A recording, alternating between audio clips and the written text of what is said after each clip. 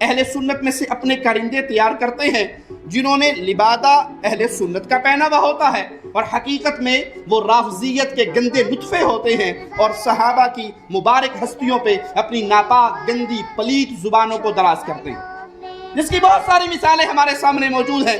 Engineer Mirza مردود اسی قسم کے انسانوں میں سے ہے جو تو یہ ٹوٹکے ہیں، کوئی علمی بات کرے اسے وہابی کہہ دینا، کوئی اہل بیت کی محبت کی بات کرے اسے رافضی کہہ دینا، کوئی صحابہ کی بات کرے اس کو دیوبندی کہہ دینا، نبی علیہ السلام کی کوئی عقیدت کی بات کرے اسے بریلوی کہہ دینا، بدتی کہہ دینا۔ یہ ایک ادبی گالیاں لوگوں نے رکھی ہوئی ہیں، تو ان گالیوں سے فکر نہ کیا کریں، یہ گالیاں سب کو پڑتی رہی ہیں۔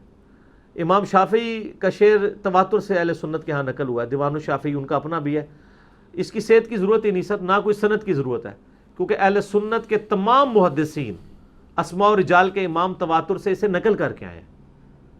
وہ محدثین جن کے سامنے یہ اونچا سانس بھی نہ لیں، ابن تیمیہ اس نے بھی نقل کیا ہے، ان کان رفض حب آل محمد فلیشہد الثقلان انی رافضی۔ امام شافعی کہا کرتے تھے بالفرض اگر اہل بیت کی محبت کا نام رافضی ہونا ہے تو جن و انس گواہ ہو جاؤ کہ میں رافضی ہوں۔ ان کے شاگرد امام ذہبی اسماء و رجال میں امام ہیں، انہوں نے بھی نقل کیا ہے۔ اچھا، اس سے پیچھے بھی آپ چلے جائیں، سارے محدثین سے تواتر سے نقل کرتے ہیں، بلکہ شیعہ کے خلاف جب بھی کتابیں لکھتے ہیں تو وہ فخریہ بتاتے ہیں کہ نہیں اہل بیت کی اگر محبت کی بات کرتے ہیں تو ہم بھی رافضی ہیں۔ ٹھیک ہے، ہم آپ کو رافضی اس وجہ سے نہیں کہتے ہیں، ہم آپ کو شیخین کے اوپر تبرہ کرنے کی وجہ سے رافضی کہہ رہے ہوتے ہیں، ان کی خلافت کے انکار کی وجہ سے کہہ رہے ہوتے ہیں۔ اچھا، یہ رافضیت کی ڈیفینیشن بھی ان لوگوں نے بدل دی ہے، یہ اتنے ظالم ہیں، ان سے پوچھیں کہ رافضی کون ہوتا ہے؟ ایک بندہ اس کے دفاع کے اوپر یہ کھڑے ہیں اور اس کی جو یعنی زندگی میں واقعات بخاری مسلم میں نقل ہوئے ہیں جو کتاب و سنت کے منافی ہیں، اس کو بیان کرنے والے کو یہ رافضی کہتے ہیں۔ اہل سنت کے ہاں کبھی بھی امیر شام کو ٹاپک بنا کے رافضیت کی بات ہی نہیں ہوتی تھی۔ رافضیت کا مطلب اہل سنت کے ہاں ہوتا تھا شیخین کا انکار کرنا، ان کی خلافت کا انکار کرنا، ان پہ تبرہ کرنا۔ ان لوگوں کا تو یہ لیول ہی نہیں تھا کہ ان کو لوگ ڈسکشن کریں۔ یہ ڈاکٹر طاہر القادری صاحب جن سے میں بہت اختلاف رکھتا ہوں، ان کی بات یہ بالکل ٹھیک ہے کہ اہل سنت کے ائمہ صدیوں سے امیر شام معاویہ ابن ابی سفیان رضی اللہ تعالیٰ کا دفاع یہی کرتے آ رہے تھے کہ یار انہوں نے بغاوت کی، ان پہ لعنت نہ کرو، ان کو فاسق نہ کہو، ان کو کافر نہ کہو، چھوڑ دو، ٹھیک ہے ان سے غلطی ہوئی۔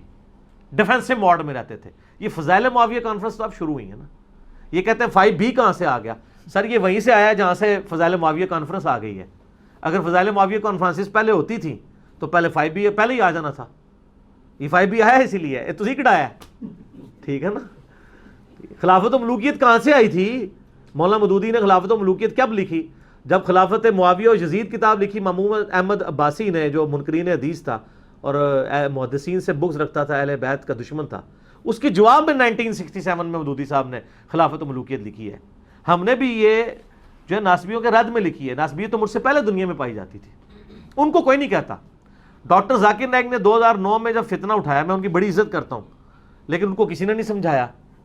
ہم نے جب جواب دیا ہمیں سمجھانے کے لیے، سارے یہ باہر آ گئے، کیونکہ ان کو پتا تھا وہ ایک ٹکٹ میں 2 مزے کرنا چاہتے تھے کہ ڈاکٹر ذاکر نائک جو کچھ کر رہا تھا وہ وہی کر رہا تھا وہ جو چاہتے تھے۔ کنڈیم اس لیے نہیں کرتے تھے کہ اگر ہم نے کنڈیم کیا تو ہماری پبلک کہے گی وہ غلط کہہ رہا ہے۔ حق میں اس لیے نہیں کرتے تھے تاکہ ہمارے جیسے لوگوں سے بچ سکیں کہ دیکھیں ہم نے حق بھی میں بھی تو نہیں بات کی، تو خاموشی تو ہے، تمہارے بارے میں خاموشی کر لیتے نا آپ، ٹھیک ہے۔ تو وہ ایک ٹکٹ میں کئی کے مزے لکھتے ہیں، یہ ماموں بناتے ہیں، ماموں والی پارٹی ہے نا، تو ماموں بناتے ہیں۔ تو علماء ماموں کیسے بناتے ہیں وہ آپ یوٹیوب پہ میرا کلپ دیکھ لیں تو آپ کو پتہ چلتے ہیں۔ تو ان کی باتوں کا ٹینشن نہ لیں۔ اچھا، ابن تیمیہ نے پیروڈی بھی کی ہے اس شعر کی۔ شعر تو یہی تھا، ان کان رفض حب آل محمد، اس نے کہا کہ ان کان نسبا حب اصحاب محمد، اگر اصحاب رسول کی محبت کا نام ناسبی ہونا ہے تو جنوں اس گواہ ہو جاؤ کہ میں ناسبی ہوں۔ یہ سر پیروڈی ہے، ٹھیک ہے نا جی۔